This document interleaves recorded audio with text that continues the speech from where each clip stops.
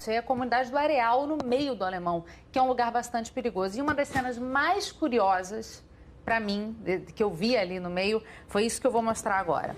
Esse azulejo que fica no meio de uma viela, dentro do Alemão, escrito o artigo 6º da nossa Constituição, que diz: são direitos sociais a educação, a saúde, o trabalho, o lazer, a segurança, a previdência social, a proteção à maternidade e à infância, a assistência aos desamparados na forma dessa Constituição. A gente não está lidando, a gente está lidando com um pessoal mais humilde, mas não é um povo ignorante. Arte é emancipação. Foi um texto que eu escrevi ontem e vou fazer uma versão em vídeo. Então, primeiramente, a arte analisa, critica e transforma em objeto artístico, entre outras coisas, né, as relações de poder da sociedade. Eu sempre me comparo comigo mesmo, né? Eu não vou me comparar com os outros. Tem tanta gente muito mais popular, assim, muito mais influente que eu, e isso não me importa muito. Eu acho que o parâmetro sempre é o que eu fiz ontem. O que eu fiz hoje é um pouco melhor do que eu fiz ontem? Ele está me desafiando, ele tem a ver, eu estou realmente pensando no assunto, eu estou fazendo com que o trabalho ele seja consistente, ou eu estou querendo atenção, né? Eu estou querendo atenção a qualquer custo, estou querendo falar sobre o assunto, mas eu nem pensei sobre ele.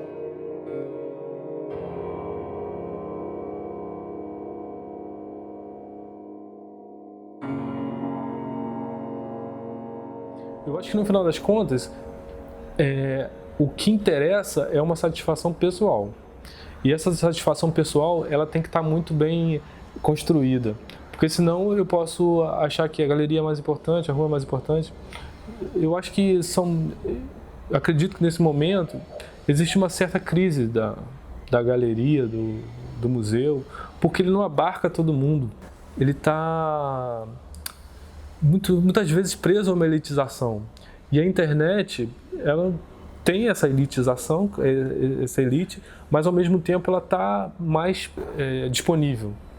E no museu ainda eu vejo assim, eu fico pensando, se eu não tivesse feito faculdade de artes e eu passasse por um museu, aquele prédio, ele atemoriza, assim, ele dá medo, né? Você não sabe se você vai pagar ou se você não vai pagar. Muitas vezes você não sabe como se portar, né? Você não sabe como ver.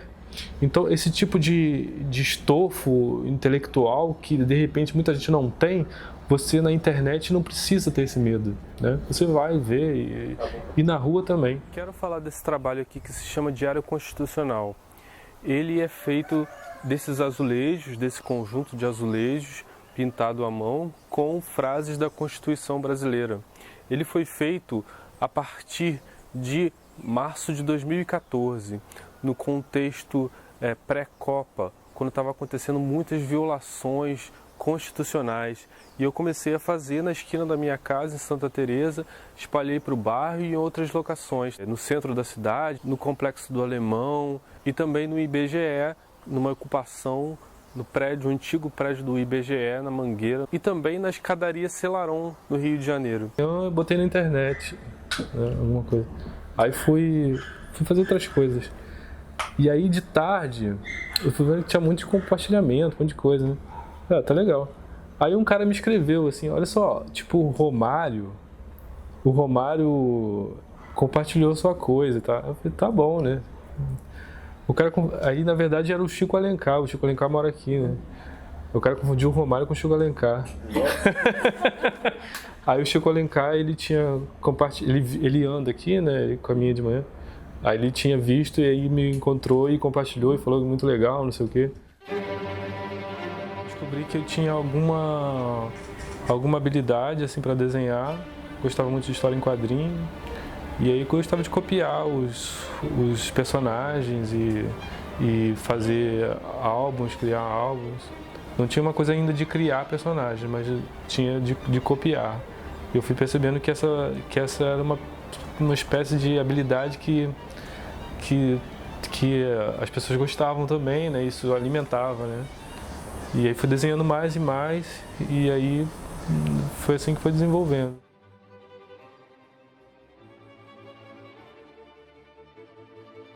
gente tem que... Eu me calco muito no presente, porque a gente está transformando ele e tem que transformar ele com responsabilidade e com, claro, com referências do passado, tentando transcender, né? Mas a realidade, ela precisa ser trabalhada, né? Eu acredito que toda a minha filosofia de vida veio das pessoas que eu não sabia que era esquerda ou direita, né? Esse é uma nomenclatura, assim, que claro que sempre existiu, mas que está mais presente, pelo menos na minha vida, assim, eu acredito, agora. Mas sempre me pautei pelos artistas que tiveram uma atitude transgressora. E essa atitude transgressora muitas vezes está ligada a uma coisa de esquerda, porque a direita é o que comanda no final das contas, né? É a maioria, é o pensamento majoritário. Então eu acredito que o artista ele quer furar esse cerco, né? Ele quer mostrar que existem outras alternativas, quer mostrar que, na verdade, a diversidade é importante. Na verdade, a diversidade não só a diversidade de pensamento, a diversidade de atitudes, né? E que existem muitas outras possibilidades. Então, eu acredito que essa veia, né, transgressora está ligada à esquerda porque ela é minoritária, né? E a revistinha Mostre está à venda por 3 mil réis. Assim, a gente concorre com os pedintes da rua. É isso. E valeu, espero que vocês curtam. A gente depois do show do Noitibó, que é lá do outro lado da ponte, depois do show deles, a gente tem mais uma meia horinha de sonorizações aí para manter o clima, bebedeira e depois se lasciva a Lula. Valeu, obrigado.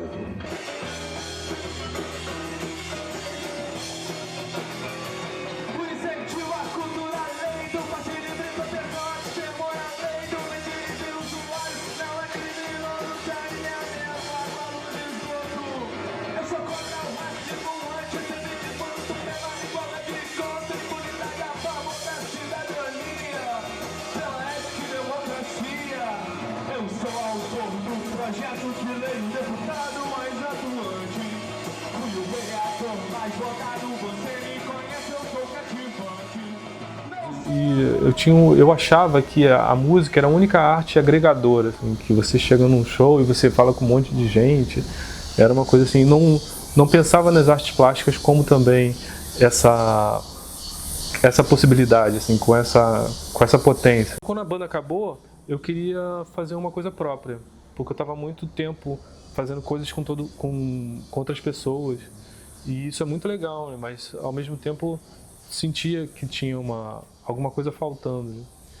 Então eu voltei para fazer diários. Então eu peguei um caderninho num dia e comprei um caderninho e uma canetinha. Fazia alguns anos que eu não desenhava já, porque eu tinha essa coisa assim mal resolvida, eu acredito, porque eu achava que já estava resolvido. E não percebia que essa potencialidade era o que tinha que ser potencializado mesmo. Então eu peguei um caderninho, eu me sentia assim nessa época um pouco perdido. Então eu peguei esse caderninho e comecei a desenhar os lugares que eu ia, porque era uma forma de eu estabelecer relação com os lugares. Como eu me sentia perdido, eu queria estabelecer relação.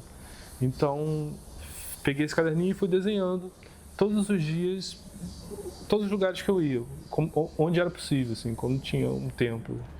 E eu fui percebendo que isso foi me colocando, foi me centrando. E desenvolver isso foi ficando quase como um vício, né? Então eu queria fazer os desenhos todos os dias. E comecei a fazer mais de um desenho por dia, e depois mais. E depois fui fazendo outros diários, gostava de escrever. Fui fazendo todas as experiências, todos os tipos de experiência que eu tinha, eu transformava em diário. Então isso desde 2010. E aí, a partir daí, eu estabeleci essa regra, assim, de fazer um trabalho por dia. Por isso que os trabalhos são muito volumosos, assim, né? Então, falar sobre a atualidade era imperioso, assim. Já que eu estou fazendo trabalho todos os dias, eu tenho que falar sobre o momento que eu estou vivendo, né?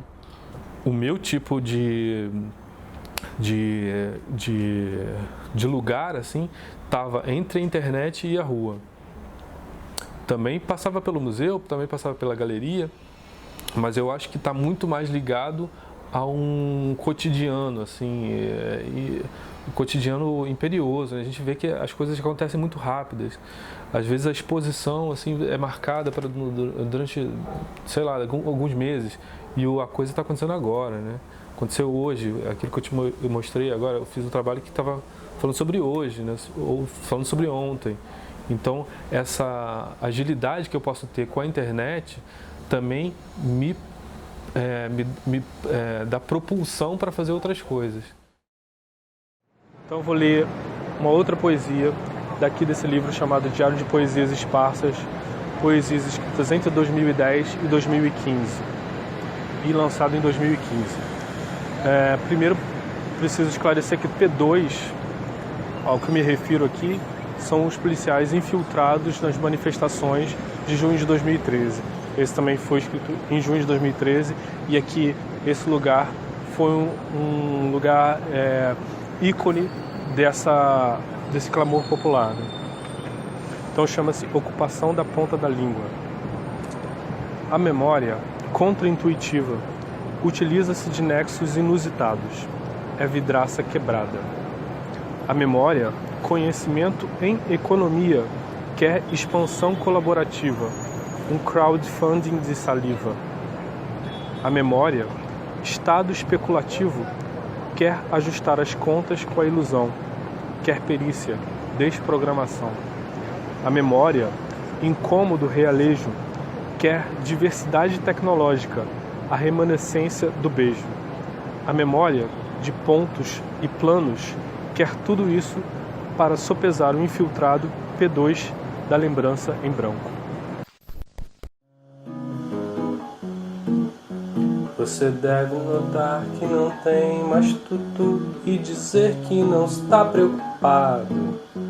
Você deve lutar pela xepa da feira e dizer que está recompensado. Você deve estampar sempre um ar de alegria e dizer que tudo tem melhorado. Você deve rezar pelo bem do patrão, esquecer que está desempregado. Você merece, tudo vai bem, tudo legal. Cerveja, sangue, amanhã seu Zé, se acabarem com teu carnaval. Você deve aprender a baixar a cabeça e dizer sempre muito obrigado. São palavras que ainda te deixam dizer por ser homem bem disciplinado. Para mim era uma coisa natural, né? Ela já era mais ou menos politizada. Eu tinha escrito um livro sobre a escola que eu trabalho, sou professor de arte também. E aí falava sobre greve, e eu já te fazia uns vídeos sobre acompanhando coisas na Câmara de Niterói, onde eu morava lá em Niterói na época. E coisas assim, eu já achava sobre o aumento da tarifa e tudo mais, já meio que cercava esse assunto. E aí em 2013 houve aquela fusão, né, de pensamento político, né? Todo mundo querendo participar, né? E eu me sentia muito empolgado a isso, e fui a muitas coisas, e a gente via também, ao mesmo tempo, a repressão, né? E aí, em 2013, eu comecei a fazer uma série de desenhos de pessoas que estavam sendo feridas ou presas aleatoriamente, assim, sem justificativa plausível, assim, apenas como forma de repressão daquelas manifestações. E aí eu fui colocando isso na rua. Eu participei de um movimento que chamava Ocupa Lapa, nos Arcos da Lapa, e coloquei esses retratos com uma pequena descrição do que tinha acontecido com as pessoas. E fui entrando em contato com essas pessoas que eu não conhecia ninguém, mas eu sentia que aquelas pessoas podiam ser meus amigos, sabe? Eu sentia empatia por aquelas pessoas que estavam sendo, estavam dando sua força de vida para aquilo, né? E aí fui conhecendo as pessoas e ao mesmo tempo fui ganhando esse rótulo de ativista. Na verdade, só porque eu acredito que eu sentia uma empatia que estava fazendo alguma coisa também, uma atividade, né? Ativista, talvez, nesse sentido. A partir de 2013 que eu conheci mais pessoas e eu senti, nesse momento, que a potência da arte visual também tinha essa coisa agregadora que eu achava que tinha só na música. Então comecei a me encontrar mais com as pessoas, ter mais amigos mesmo, ativistas e pessoas que ficaram muito próximas, e fui percebendo que nós tínhamos nortes comuns, assim, e que esses nortes eram aquelas coisas que deixavam a gente, que instigavam a gente a passar para outro estágio. E conheci muita gente corajosa, e isso me deu muita coragem também.